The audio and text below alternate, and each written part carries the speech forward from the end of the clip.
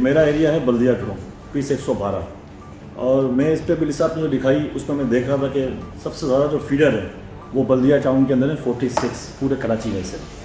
तो आपने बताया कि 2200 फीडर है, लेकिन आपने जो यहाँ पे रिकॉर्ड दिया है वो 242 का रिकॉर्ड दिया है। इसमें को जो था वो रेजिडेंशियल एरिया का था, लेकिन जो इंडस्ट्रियल एरिया है उसका भी रिकॉर्ड था यहाँ पे। जो नहीं देखिए ना, बात यह है कि अगर इंडस्ट्रीज़ भी आती है तो वो हमारे एरिया में ही आती है। जितने एमपीएस यहाँ बैठे हैं उन सब के एरिया में इंडस्ट्रीज आ रही है।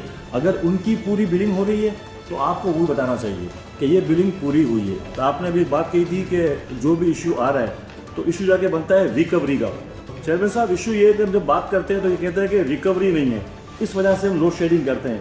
मोहन साहब ने ये कहा कि मैं नेक्स्ट टाइम जब आऊँगा तो आपके एरियाज़ की जो पीएमटीज़ हैं, जो फीडर्स हैं, उनकी रिकवरी का लेकर आऊँगा।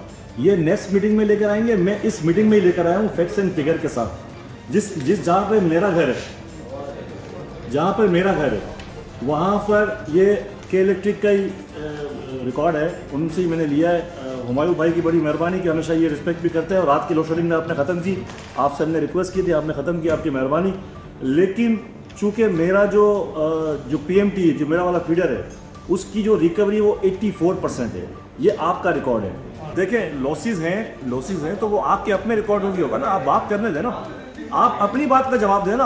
आपका जब बात आएगा आप लिखते रहें, आप अपनी बात पे आप जवाब दे दीजिएगा अपनी बात के। सर, मैं इनका अपना रिकॉर्ड लेकर आया हूँ, जो इन्होंने जवाब दिया ये मैं उनको देता हूँ। वो अलग ही दिया है, मैं इनसे बात भी कर रहा हूँ। लेकिन एक जो सबसे बड़ा इशू है, सबसे बड़ा इशू ये है कि कराची में वैसे ही पानी का इशू है, लेकिन के इलेक्ट्रिक और जितने नुमाइंदे हैं अगर वो आपस में बैठ जाएं कि जो लोड शेडिंग का टाइम है और जिस वक्त पानी आने का टाइम है तो उसके दरमियान लोड शेडिंग ना की जाए, ताकि लोगों को पानी वैसे ही शॉर्ट है तो बेहतर तरीके से पानी मिले।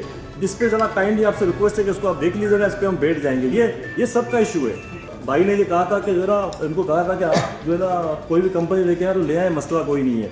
सर, लीडर इंडस्ट्रियल एरिया वो आपके अगेंस्ट में वो अपने एनओसी के लिए गया हुआ है, लेकिन आप उसके अगेंस्ट में कोर्ट में गए हैं। तो मैं आपकी ये बात अपोज करूंगा कि आप ये कह रहे हैं कोई कंपनी आए, हमें कोई इशू नहीं है। उसके बाद जो जो एरिया आप कह रहे होते हैं कि ये एरिया में रिकवरी नहीं हो रही होती, तो हम आपके अमले के साथ खुद जाते हैं, उनकी रिकवरी भी कराते हैं, कोशिश भी करते हैं कि आपके मसले हल हों। इसी तरह आपको भी चाहिए कि आप हमें हर मामले में ऑन बोर्ड लें।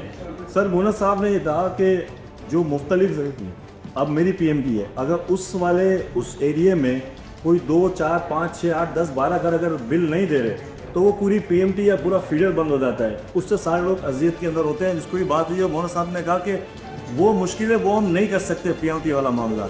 तो सर, जो बिल देता है उसका कसूर क्या है, उसका जवाब क्या है इनके पास, ये भी ज़रा बताएँ, ताकि हम भी अपने लोगों को जाके बताएँ कि भाई इन्होंने ये कहा है।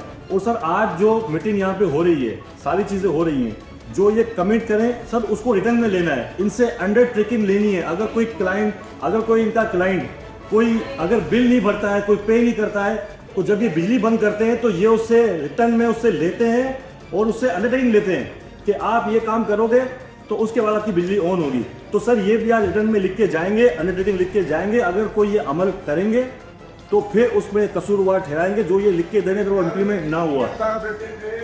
सर, रिकॉर्डिंग हो रही है, रिकॉर्डिंग ठीक है, लेकिन सर हमें भी कोई डॉक्यूमेंट्स चाहिए, हम अपने लोगों को दिखाएं कि क्या लिख रहे थे, मैं लिख के दिया सर।